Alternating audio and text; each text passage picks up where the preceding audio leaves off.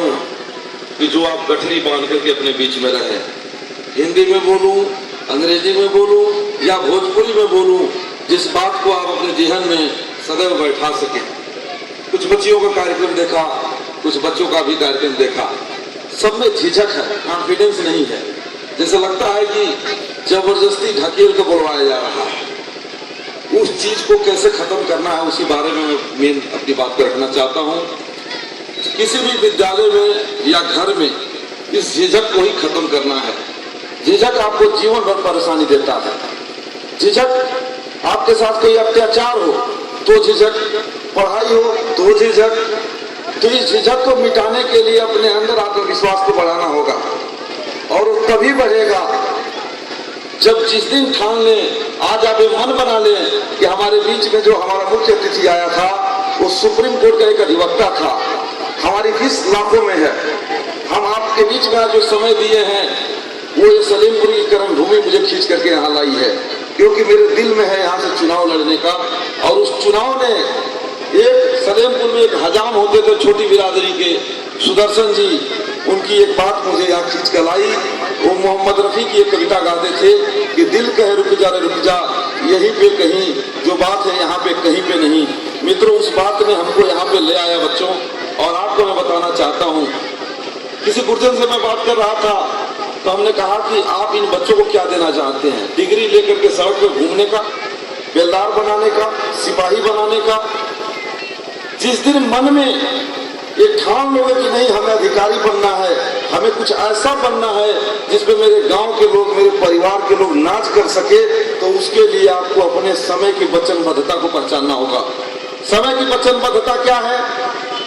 जैसे स्कूल से आप स्कूल पे टाइम पे आते हैं, वचनबद्धता ये है कि हम स्कूल पे समय पे पहुंचेंगे। हमको अध्यापक गण जो पढ़ा रहे हैं उनकी बात को ढंग से सुनेंगे, और जो मुझे समझ में नहीं आया है वो हिचक, फिर वहां झिझक और हिचक आ जाती है कि पूछे कि ना पूछे, तो उसको भी हटा करके अपने उस समस्या का बिल्कुल समाधान निश्चितता कर लेना होगा कि हमें समझ में आ गया है। फिर जब आप घर जाते हैं तो घर पे भी माँ बाप के साथ अपना थोड़ा सा शेयर करिए स्कूल की बातें, क्या स्कूल में हमारे साथ हुआ, क्या नहीं हुआ। और जो स्कूल से काम मिला है उसको होमवर्क बोलते हैं, उस काम को आप अपने घर में कर लीजिए। और घर में जरूर बैठने की आदत डालिए, पढ़ने की आदत डालिए बैठ करके, चाहे लाइट प्रकाश हो या आपका किसी भी तरह से ढेबरी से पढ़ना पड़े या लालटेन से पढ़ना पड़े। यही उम्र है, ये कच्ची उम्र है, जो बात मन में बैठ जाएगी वो कभी दिल से हटेगी नहीं। हम जब पिपराराम घर में पढ़ते थे 10वीं क्लास यहीं तक पढ़ के गए, बाद में हम इलाहाबाद विश्वविद्यालय और तमाम जगहों से पढ़ाई करके आज इस मुकाम पे पहुंचे। आपको बताना चाहता हूँ कि ये जो झिझक है हटाने के लिए, इस झिझक को हटाने के लिए पहले आपको अपने मन में मजबूती करना होगा। स्कूल में भी छोटी छोटी गलतियां होती हैं, टीचर को नोटिस में लाते हैं। छोटे बच्चे, आप कुदरत ऐसा एक आपके अंदर लिक्विड डाल के भेजता है कि आप समझ जाते हैं कि हमारे साथ गलत हो रहा है, हमारे साथ बुरा हो रहा है। तो गलत को हमेशा आपके द्वारा प्रतिकार होना चाहिए और उसका जो है हमेशा विरोध होना चाहिए। ये बात हमेशा मन में बैठा लेना।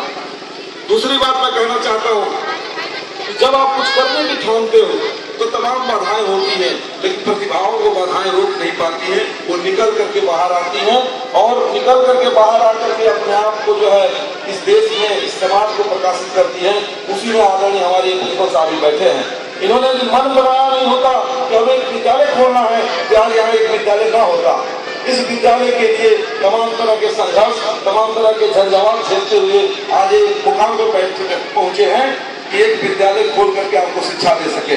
मैं आपसे भी आग्रह करना चाहूंगा कि आप कोशिश करें इन बच्चों को क्वालिटी एजुकेशन दें, जिससे ये बच्चे अपने भाग्य को बदलने के लिए ये महसूस कर सके कि इस विद्यालय से पढ़ के गए थे।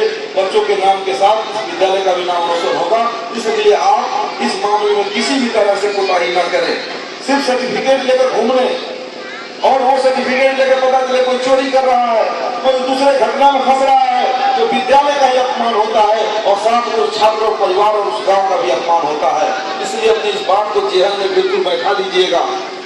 मेरे यहाँ आने का जो मेन मकसद था कि हमारे रिश्तेदार भी हैं, ये हरे कृष्ण जी, इन्होंने आग्रह किया कि आप वहाँ पे चलिए, तो तब से यही सोच रहा था कि मैं क्या दूं आपको, मेरा एक आपको 2-3 सूत्र है कि पढ़ाई पे ध्यान देना, खेल कूद, कुछ प्रतिभाएं छिपी होती हैं, उस प्रतिभाओं को हम आदरणीय अध्यापकों से भी कहेंगे कि पहचानो।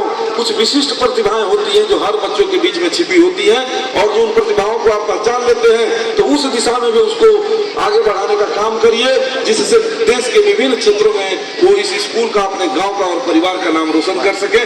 जहां तक बात है हमको यहाँ से जुड़ने का, तो मैं चुनाव जब लड़ूंगा और कुछ बन जाऊंगा तो जरूर इस स्कूल का दशा और दिशा को बदलने का काम करूंगा, इतना मैं वचन देना चाहता हूं।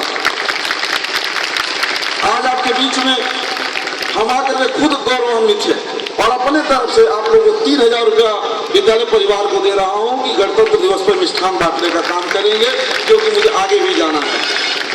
और एक बात आज हमारी ये गांठ फाड़ लेना कि वचनबद्धता और समय की कीमत को पहचान करके अपने एक एक पल का सदुपयोग करना, जीवन में अपने लक्ष्य को पा जाओगे। विवेकानंद जी ने कहा था, arise, awake and stop not till goal is reached। इसका मतलब यह है कि उठो, जागो और चलते रहो जब तक कि अपने गोल टारगेट को प्राप्त न कर लो। तो आपको ये कहना चाहता हूं कि अपने गोल टारगेट प्राप्त करने के लिए आप जो है उस दिशा में बढ़ो। आपको आपके बीच में आकर के मुझे अच्छा लगा। गणतंत्र दिवस की बहुत बहुत बधाई। जय हिंद, जय भारत, जय समाजवाद।